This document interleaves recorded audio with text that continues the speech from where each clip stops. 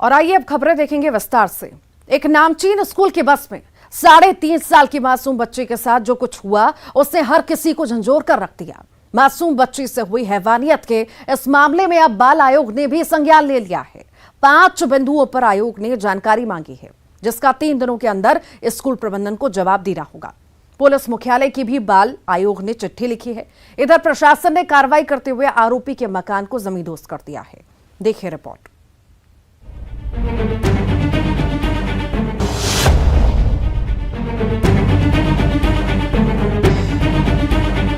लगभग 5 बिंदुओं पर उनसे जानकारी मांगी है कि आपने कहां-कहां अनदेखी की है, कहां-कहां आपने निर्देशों का पालन नहीं किया है। ये जानकारी आने के बाद संबंधित लोगों पर हम कड़ी कार्रवाई की अनुशंसा करेंगे। बस अंकल बैड है, वो मुझे परेशान करते हैं और बैड टच करते हैं।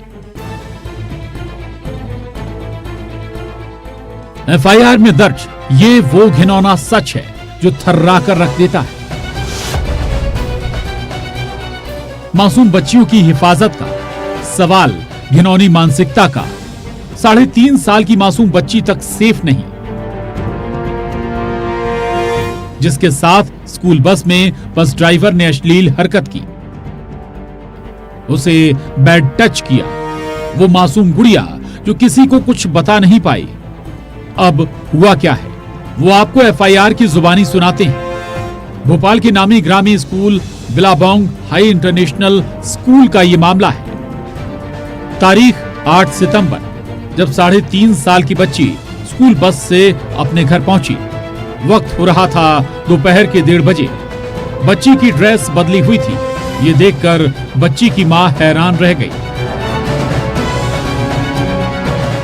एफआईआर के मुताबिक बच्ची की मां ने बताया कि बच्ची की टी-शर्ट गंदी या गीली नहीं थी।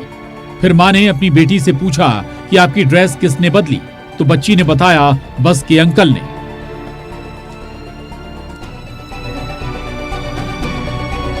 अभी भी घर वाले कुछ समझ नहीं पा रहे थे। ना तो बेटी की टी-शर्ट गंदी थी, ना ही गीली, ना उस पर उल्टी थी, तो ड्रेस क्यों बदली गई और पेरेंट्स को क्यों नहीं बताया गया। स्कूल में ड्रेस चेंज नहीं हुई थी, ये बात खुद टीचर ने कही। तो बस में ड्रेस किसने चेंज की और क्यों? स्कूल प्रबंधन से घर वालों को कोई ऐसा जवाब नहीं मिला जिससे ये साफ हो सके आखिर इसके पीछे वजह क्या थी। लेकिन रात में 8 बजे जब बच्ची वॉशरूम गई तो पेरेंट्स ने उससे प्यार से पूछा, आपको स्कूल या बस में कोई बैड टच करता है? और बेटी ने जो सच बताया उसे सुन परिवार वाले दंग रह गए। मासूम बच्ची ने कहा, बस अंकल बैड हैं, वो मुझे परेशान करते हैं और बैड टच करते हैं। और उसके बाद मासूम बच्ची ने जो बताया वो होश उड़ाने वाला है। स्कूल बस में बस ड्राइवर ने बच्ची के साथ अश्लील हरकत की थी। ना तो बच्ची के घर वालों को सीसीटीवी फुटेज दिए गए। स्कूल प्रबंधन की तरफ से क्या सफाई दी गई, सुनिए। फुटेज का सिर्फ इतना रहता है कि जो भी हम लोग कैमरास वगैरह करते हैं ये थर्ड पार्टी वेंडर के पास होता है। उसका स्टोरेज वगैरह हम लोग बहुत दिनों तक नहीं रखते हैं क्योंकि बसेस बहुत ज्यादा होती हैं। सबसे अच्छी बात ये होती है कि जीपीएस ट्रैकर क्लाउड में जाता है और वो कोई भी उसके साथ टैंपर नहीं कर सकता है। तो उसको जब देखा गया तो यही पाया गया कि जिस दिन की ये घटना बताई जा रही है 8 तारीख को, उस दिन बच्ची के साथ जो रेगुलर रूट था वही फॉलो किया गया। उस बस में एक महिला केयर टेकर भी थी। स्कूल प्रबंधन का कहना है कि उसने बच्ची की ड्रेस बदली।